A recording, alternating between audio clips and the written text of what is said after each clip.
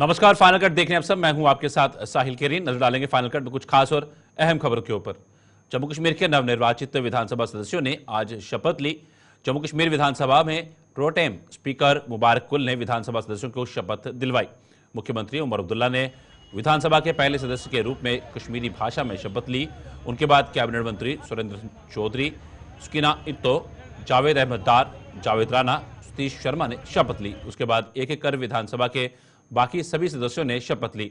गुलाम अहमद मीर, पीरजादा मोहम्मद सईद, अली मोहम्मद सागर, अब्दुल रहीम rather, Sajjad कनीलोन, Devendra Singh Rana, Hasnain Masoodi, M कैसर, Jamshed loan और assembly के अन्य सदस्यों सहित विधानसभा के 51 निर्वाचित सदस्यों ने पहली बार शपथ ली। उनके साथ 3 महिलाएं और 7 बार के 2 विधायक भी शामिल हुए, जिन्होंने आज शपथ ली।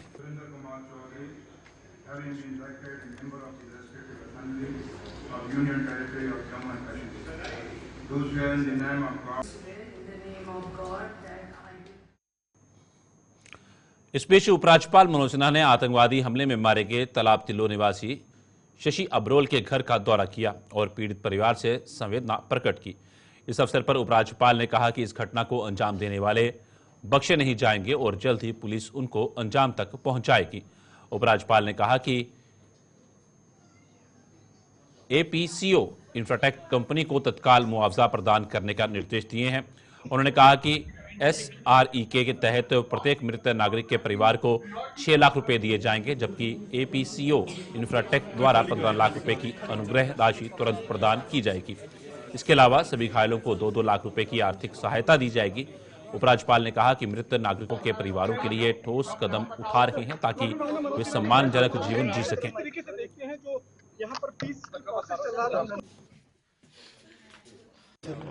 बाहर के लोग और कुछ स्थानीय जो उस जेडमोर टनल पर काम कर रहे थे, उनकी दुर्भाग्यपूर्ण मौत हुई।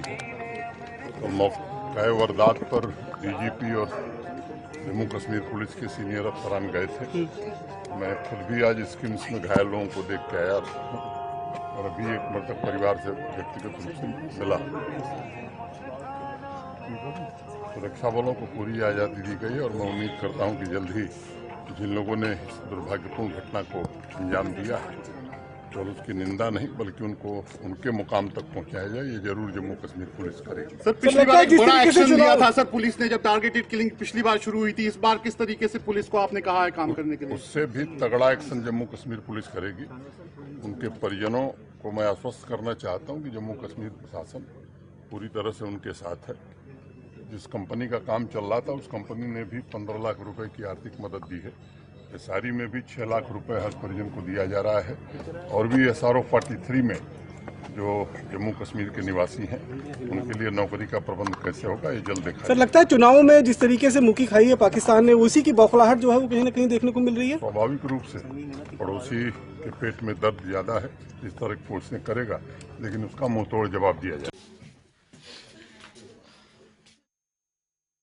इससे पहले उपराज्यपाल मनोज सिन्हा ने शेरे Kashmir institute of medical sciences का दौरा किया। इस दौरान उन्होंने गांदरबल में हुए आतंकी हमले के घायलों से मुलाकात की और उनके स्वास्थ्य की जानकारी ली।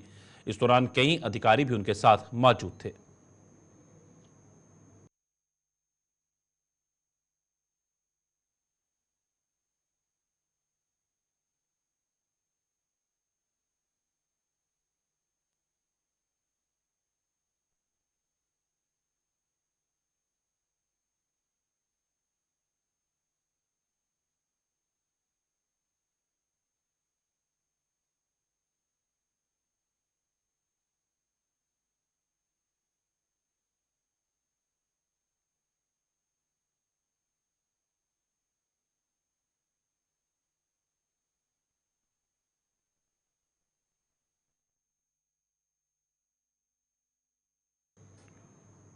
गांदरबल आतंकी हमले को लेकर जम्मू में शिवसेना उद्धव ठाकरे सहित अन्य कई संगठनों ने विरोध प्रदर्शन किया। इस दौरान शिवसेना उद्धव ठाकरे की जम्मू कश्मीर इकाई के अध्यक्ष मनीष साहनी ने इस घटना की कड़े शब्दों में निंदा की और पिछले 10 महीनों में जम्मू कश्मीर में 7 बड़े आतंकी हमले हो चुके हैं। उन्होंने सरकार से पाकिस्तान के खिलाफ कड़ी कार्रवाई करने की मांग की।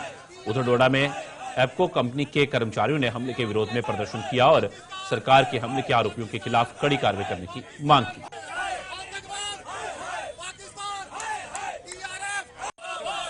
देखिए, बहुत दुर्भाग्यपूर्ण है कि लगातार जो है आतंकवादी घटनाएं यहाँ पर जोर पकड़ती जा रही हैं, लक्षित हत्याएं जोर पकड़ती जा रही हैं।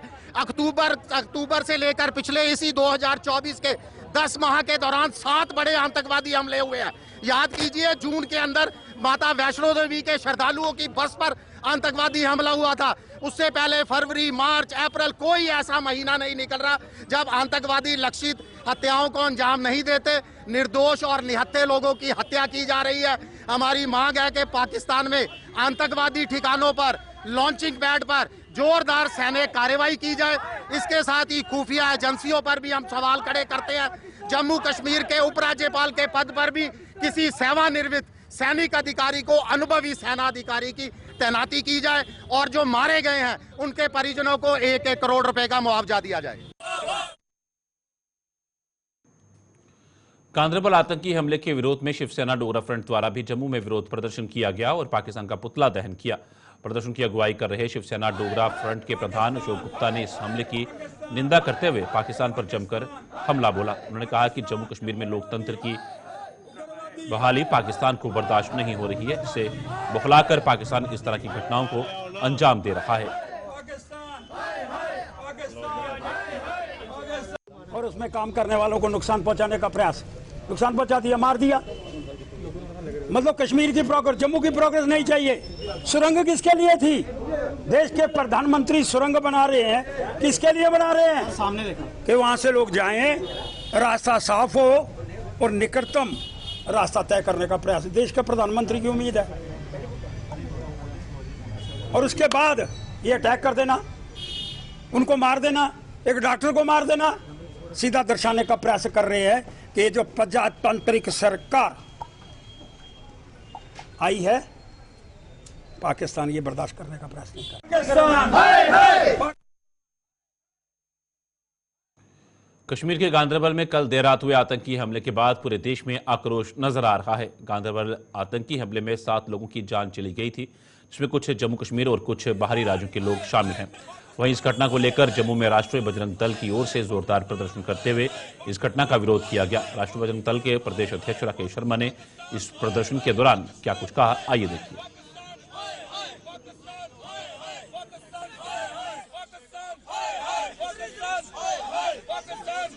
मेरा नाम राकेश बजरंगी है, मैं राष्ट्रीय बजरंग दल का प्रदेश अध्यक्ष हूं। हमारा आज का विरोध प्रदर्शन पाकिस्तान के खिलाफ है, टीआरएफ के खिलाफ है और जो नई सरकार जो एनसी की बनी है उसके खिलाफ है। जैसे कि आप सभी को मालूम है, जब से यह सरकार बनी, तीसरी टारगेट किलिंग जो है वो कश्मीर के अंदर हुई। जिस दिन रिजल्ट आए उसी दिन एक जवान जो है वो आतंकवादियों ने शहीद कर दिया। अभी 2 दिन पहले अशोक चौहान के नाम के युवक को गोलियां मारी गई और कल रात को गगनगीर जगह में के अंदर वहां पर मजदूरों के ऊपर अंधाधुंध गोलियां चलाकर एक डॉक्टर समेत 7 मजदूर जो है वो मार दिए गए। 5 घायल हैं, गंभीर रूप से घायल हैं। तो इस प्रकार की घटना जो है यहां पर टारगेट किलिंग शुरू हुई है। देखिए, काफी समय से टारगेट किलिंग जो है वो कश्मीर के अंदर बंद थी, लेकिन जब से नई सरकार ने पदभार संभाला है, टारगेट किलिंग बड़ी जोर शोर से जो है वो कश्मीर के अंदर शुरू है। तीसरी घटना जो है वो 2 हफ्ते के अंदर तीसरी घटना टारगेट किलिंग की कश्मीर के अंदर हुई है। उसके साथ ही जम्मू के अंदर भी यहां पर जो गौ तस्कर हैं उनके हौसले बुलंद हो गए। वो जगह जगह गोलियां चला रहे हैं, हमले कर रहे हैं। सिख यूनाइटेड फ्रंट जेएंडके ने गांधरबल में हुए आतंकी हमले की निंदा की है। सिख यूनाइटेड फ्रंट जेएंडके के चेयरमैन सुदर्शन सिंह वजीर ने सरकार से मांग की, जो लोग जम्मू कश्मीर में आतंकवाद को जिंदा रखने का प्रयास कर रहे हैं, ऐसे लोगों के खिलाफ सख्त कार्रवाई की जाए।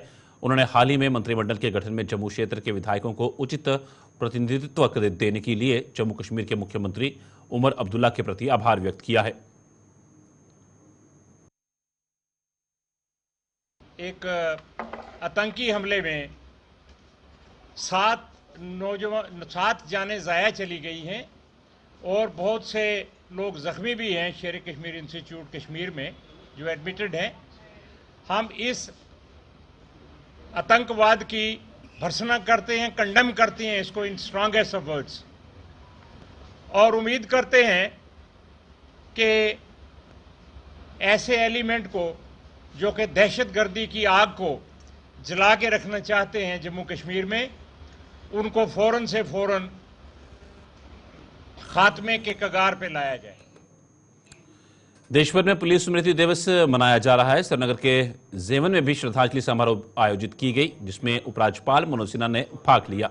इस दौरान उन्होंने पुलिस और सेना के शहीदों को श्रद्धांजलि दी। पुलिस स्मृति दिवस के अवसर पर एलजी सिन्हा ने कहा कि कोई भी राष्ट्र या व्यक्ति निर्दोष मौतों को बर्दाश्त नहीं कर सकता है। उन्होंने कहा कि कल गांदरबल में जो घटना हुई वह अनुचित थी। निर्दोष लोगों को जान गंवानी पड़ी, जिसे किसी भी सूरत में बर्दाश्त नहीं किया जा सकता। मैं पुलिस से अपील करता हूं कि घटना के दोषियों को जल्द से जल्द पकड़ें और उन्हें कड़ी सजा दें। एलजी ने दिवंगत लोगों को श्रद्धांजलि दी और परिजनों के प्रति संवेदना व्यक्त की। आज मैं कह सकता हूं कि षड्यंत्रकारी शक्तियों की तमाम कोशिशों के बावजूद भी हमारे लाखों नौजवानों ने उस सही रास्ते को चुना है जो जम्मू कश्मीर के पुनर्निर्माण के उद्देश्यों से जुड़ा है। आज स्मृति दिवस के अवसर पर मैं आवाम से भी कहना चाहूंगा कि तरक्की की रफ्तार में चुपचाप 24/7 काम करने वाले पुलिस के जवानों के महत्वपूर्ण योगदान को भी हमें सैल्यूट करना चाहिए। उनका धैर्य, उनका मनोबल, शांति और समृद्धि के लिए जम्मू कश्मीर पुलिस के जाबाजों का समर्पण आपके सर्वांगीण विकास में महत्वपूर्ण भूमिका अदा करता है।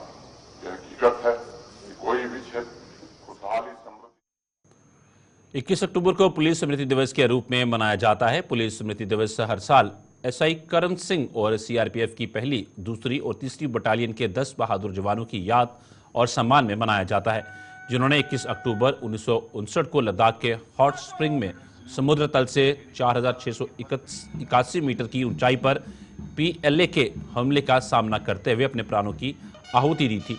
जम्मू में पुलिस लाइन गुलशन ग्राउंड श्रद्धांजलि समारोह का आयोजन किया गया, जिसमें आईजी जम्मू जोन आनंद जैन ने स्मृति दिवस परेड की सलामी ली और शहीद पुलिसकर्मियों को श्रद्धांजलि अर्पित की।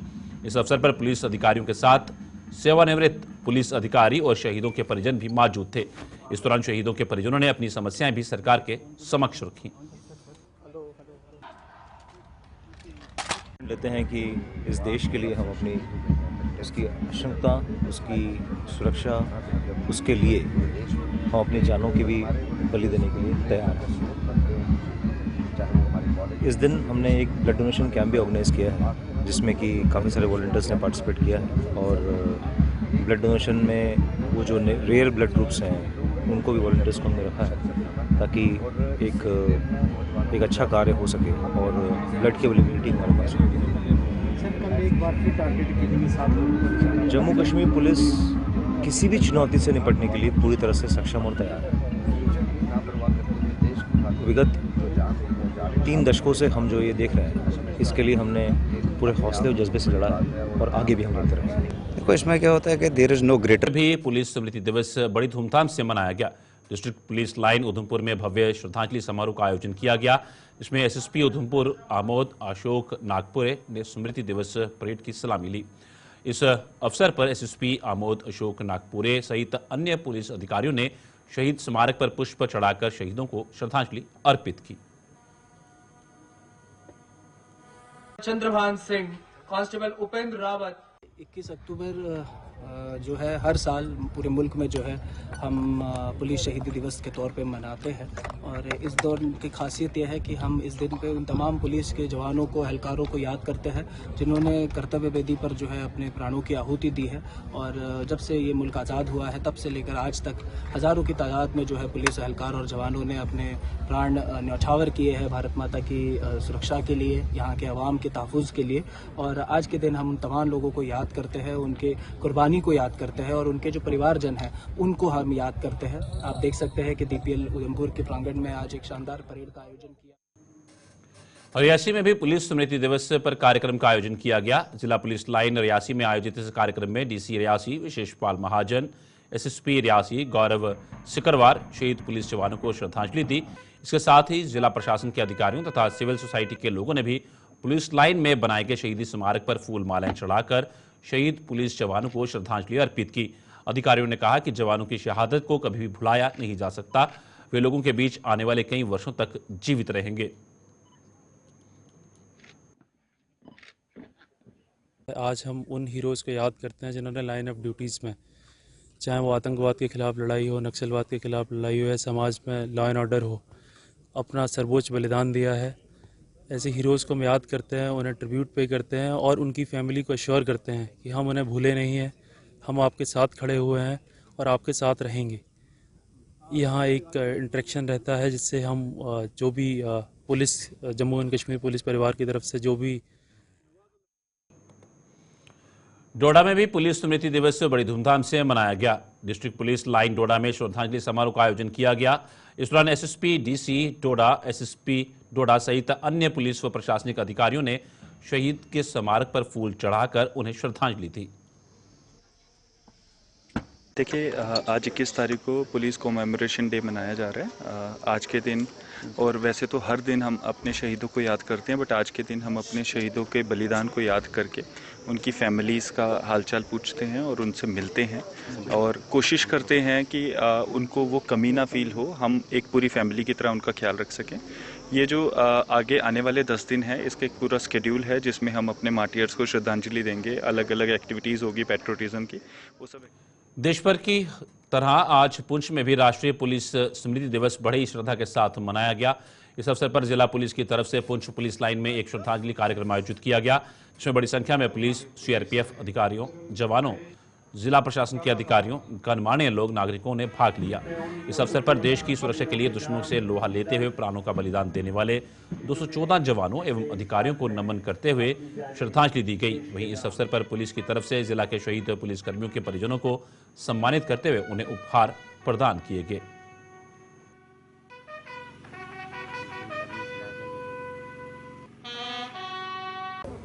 ये दिन मनाया जा रहा है। आज के दिन पुलिस लाइन पुंछ में डिस्ट्रिक्ट पुलिस पुंछ की तरफ से एक प्रोग्राम का इनेकाद किया गया और अपने शहीदों को, हमारे मार्टियर्स जो हैं, उनको खराज अकीदत, उनको श्रद्धांजलि पेश की गई। और इस सिलसिले में हमारे जिला के उधमपुर पुलिस को उस समय बड़ी सफलता हासिल हुई जब पुलिस ने जिले के चिनानी इलाके में जम्मू श्रीनगर हाईवे पर वाहनों की जांच के दौरान 6 करोड़ की कीमत की 700 ग्राम हेरोइन जब्त की। एसएसपी उधमपुर अमोद कुमार नागपुरे ने बताया कि कुलगाम कश्मीर से मोहम्मद अशरफ नामक एक व्यक्ति को गिरफ्तार किया गया है। उन्होंने कहा कि यह बरामदगी उधमपुर ड्रग फ्री अभियान के तहत की गई है। ये ड्रग फ्री उधमपुर कैंपेन के तहत उधमपुर पुलिस ने अपना शिकंजा कसा हुआ है। जो भी नशीली पदार्थों के जो विक्रेता या जो फ़रोख्त करने वाले अंसर हैं समाज में, उनके खिलाफ़। और इसी के चलते कल चिनेनी पुलिस स्टेशन को एक बड़ी कामयाबी मिली है। एक मोहम्मद अशरफ नाम का शख्स जो कि कुलगाम कश्मीर का रहने वाला है, उसको नाका चेकिंग के दौरान जो है पकड़ा गया और उसके पोजीशन से जो है तकरीबन 700 ग्राम हेरोइन लाइक सब्सटेंस जो है हमने सीज़ किया है। इस कॉन्ट्राबैंड की कीमत जो है इंटरनेशनल मार्केट में लगभग 6 करोड़ रुपए की है। और जो अभी तक की तफ्तीश हमने की है उसके हिसाब से ये शख्स। श्रम विभाग द्वारा जम्मू में जागरूकता कार्यक्रम का आयोजन किया गया, जिसमें लेबर कमिश्नर चरणदीप सिंह मुख्य रूप से शामिल हुए। कार्यक्रम के दौरान जहां श्रमिकों को सरकार द्वारा शुरू की गई योजनाओं से रूबरू किया गया, वहीं डोगरा हॉल स्थित लेबर सराय कॉम्प्लेक्स में वाटर कूलर का भी उद्घाटन किया गया।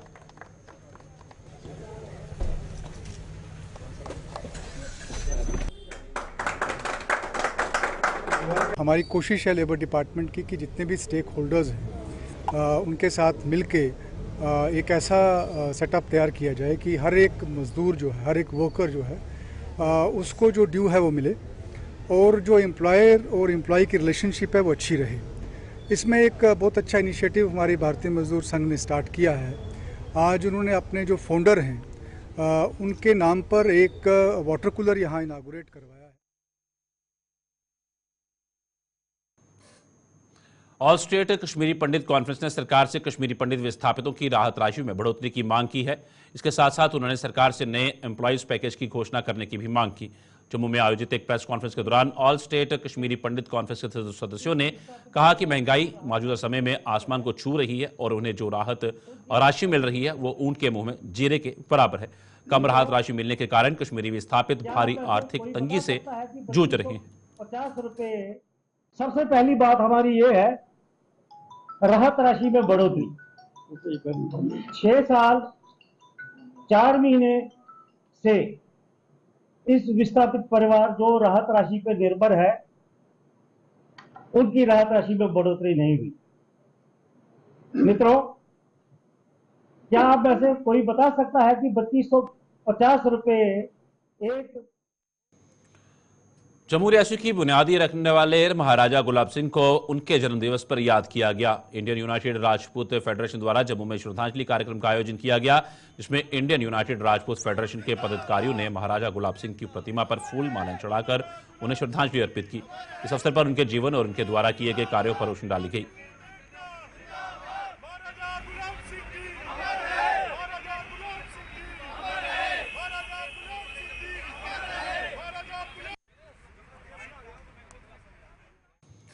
स्वास्थ्य विभाग ने लोगों की सुविधा के लिए जीएमसी जम्मू में medical legal examination and postmortem reporting system को लॉन्च किया है, जिसका शुभारंभ आज किया गया। इस अवसर पर जीएमसी के प्रिंसिपल डॉक्टर आशुतोष मुख्य रूप से मौजूद थे। इसके अलावा medical legal examination and postmortem reporting system के नोडल ऑफिसर डॉक्टर अंजिया मंजूर भट्ट, डॉक्टर संध्या अरोड़ा और सीएमओ डॉक्टर केवल शर्मा भी मौजूद थे। It's a first step towards digitalization of all medical legal cases and postmortems जो हमारे यहाँ होते हैं। इसमें बहुत मुश्किल थी कि जब तक डिजिटलाइजेशन नहीं थी, हैंड वर्क होता था, उसमें गलतियाँ होती थी और टाइम बाउंड इसका डिस्पोजल नहीं होता था। कई पेशेंट से बेचारे भटकते रहते हैं कि उनका मेडिकल लीगल कोई इशू होता है तो रजिस्टर नहीं होता, उसका आगे प्रोग्रेस नहीं पता होती, पोस्टमार्टम होते हैं तो रिज़ल्ट नहीं आते हैं, जो काफ़ी ये जो डॉक्यूमेंट्स हैं काफ़ी ज़रूरी होते हैं ये। तो उसी को सर्कमेंट करने के लिए NIC नेशनल इंफॉर्मेटिक्स सेंटर ने हमारे साथ मिलके एक सॉफ्टवेयर लॉन्च करनी है।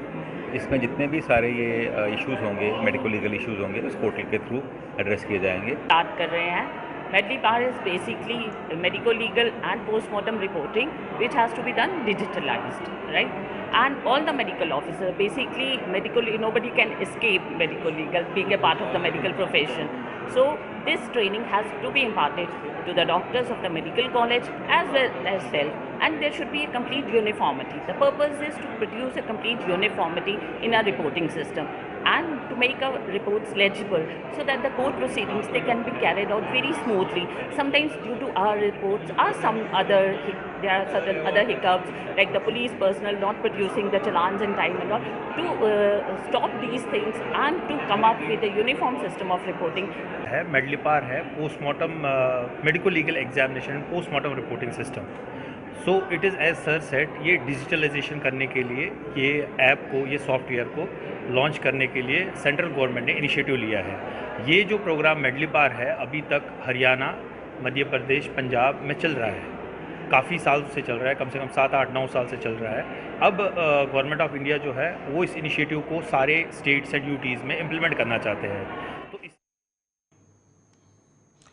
तो इस खबरों का सिलसिला यूं चलता रहेगा। फिलहाल फाइनल कट में इतना ही, दीजिए इजाजत, नमस्कार।